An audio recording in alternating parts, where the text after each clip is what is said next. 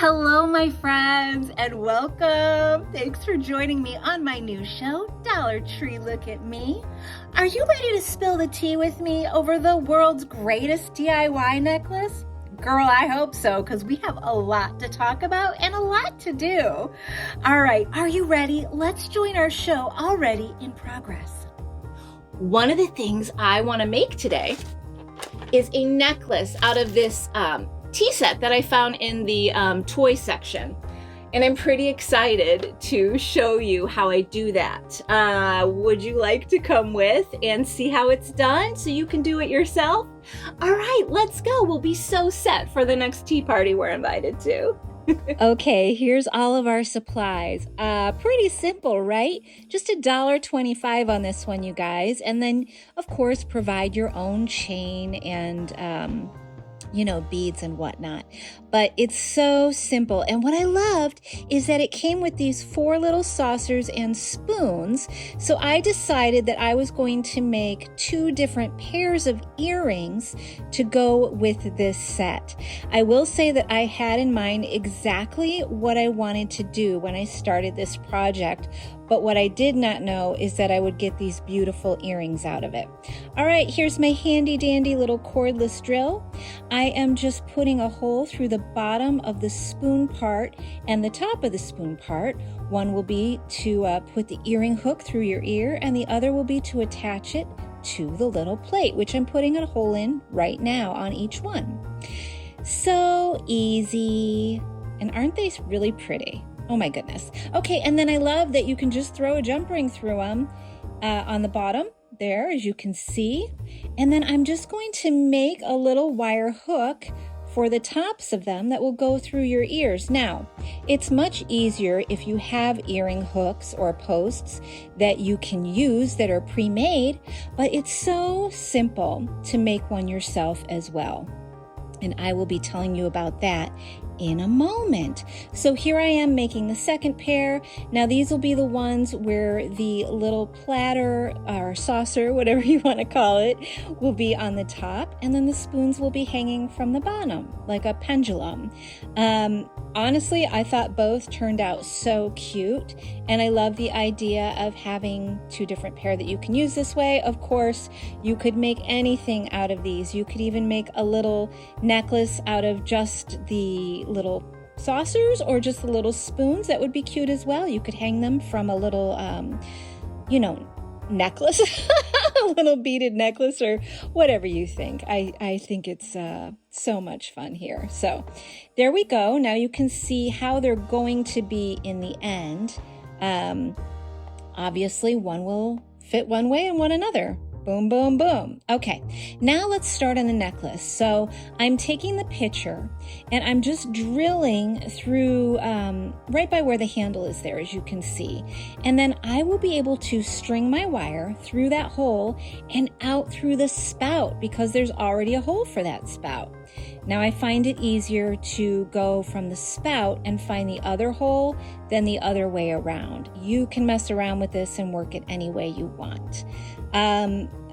You guys, this was such a fun necklace to make, and I find that when you look at the toy section in the Dollar Tree, there are a lot of inspirational pieces. The toys are really fun and vibrant.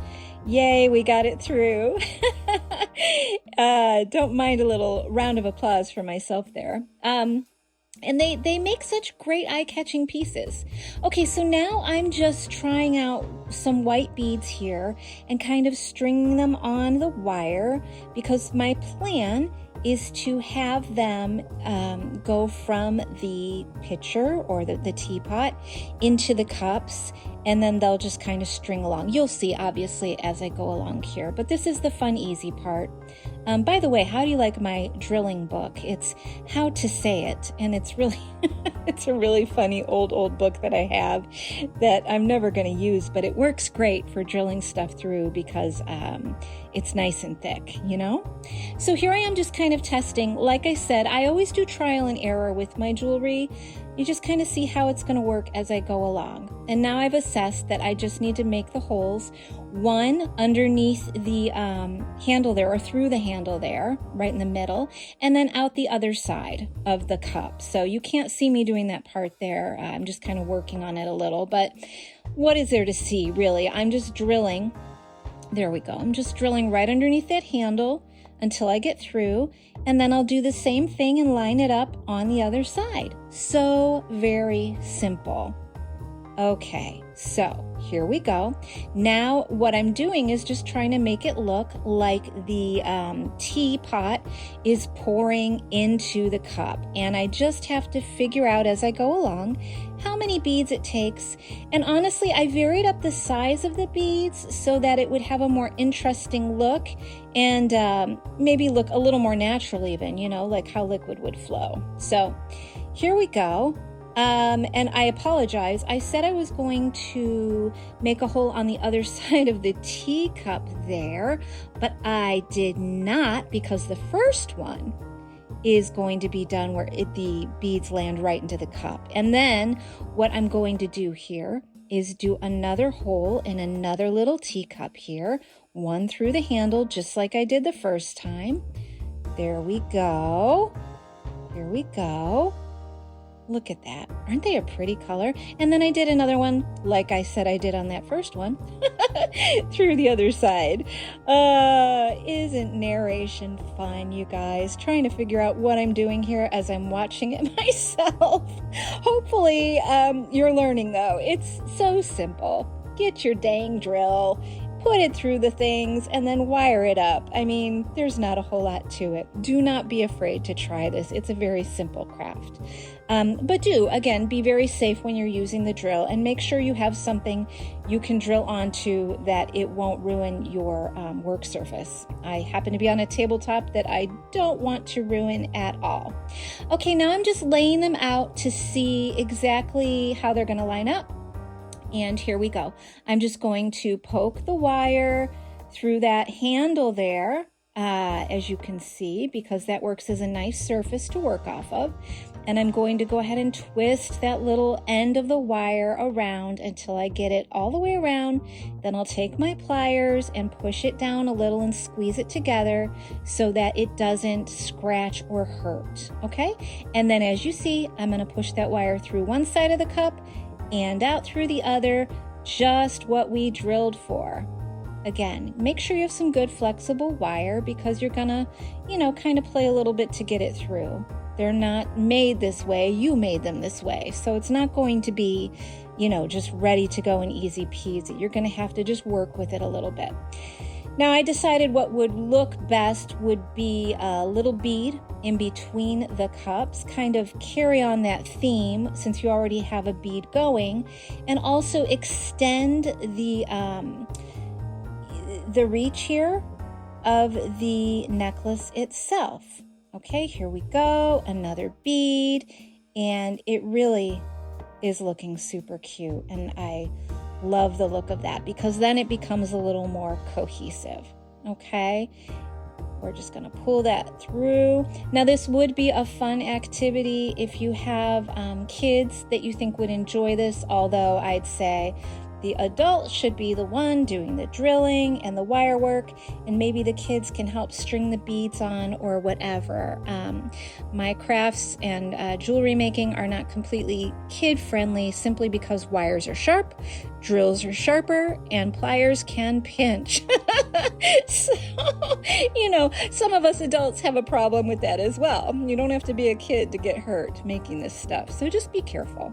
Anyway, here I am, continuing to flex it and figure out how it's going to be in the end, and then you're just going to make that loop there on the last bead so that you have something to attach your chain or whatever you decide to use. You could use a rope or string too. It's really up to you, however you want it to look. You could even do a beaded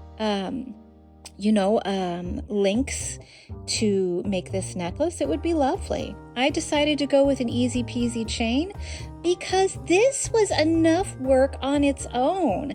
I don't need to complicate my life. Oh, Oh, hey kids, I don't know if I addressed this later, so let's talk about this for the minute. Do you see that little lid on the teapot?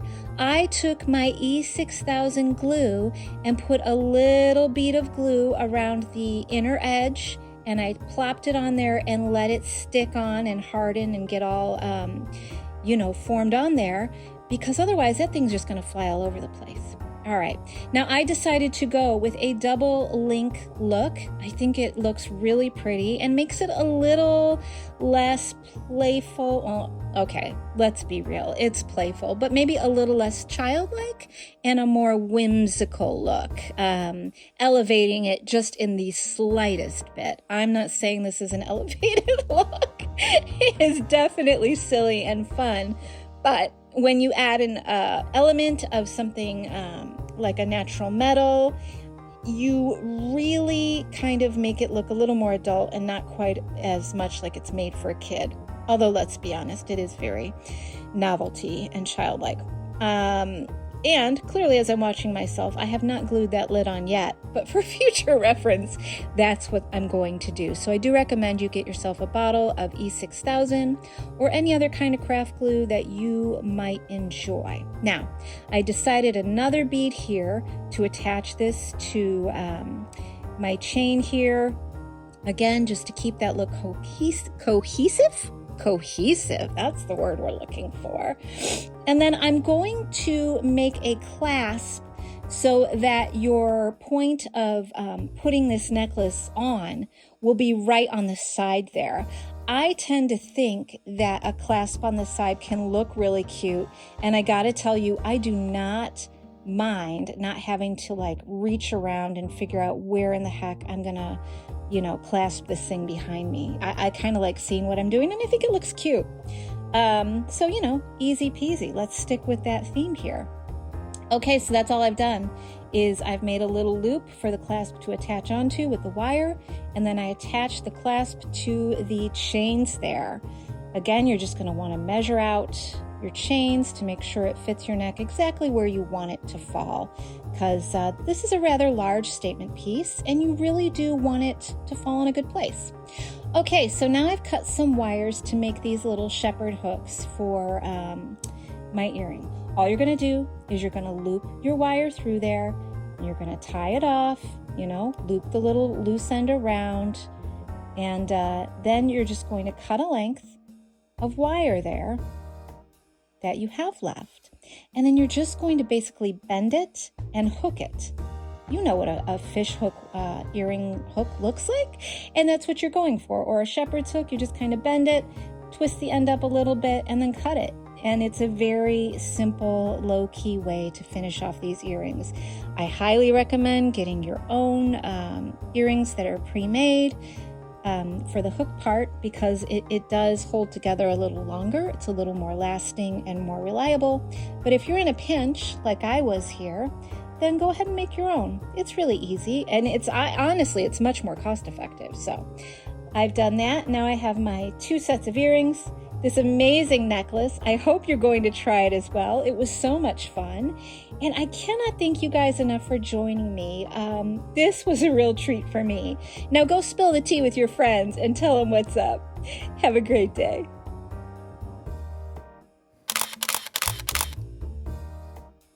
Okay, you guys, how fun is this set? I am ready to go to a proper tea party, and I hope that you would make something like this too, because it is so much fun. Thanks for joining me. I've been Mrs. C. You later, Tater.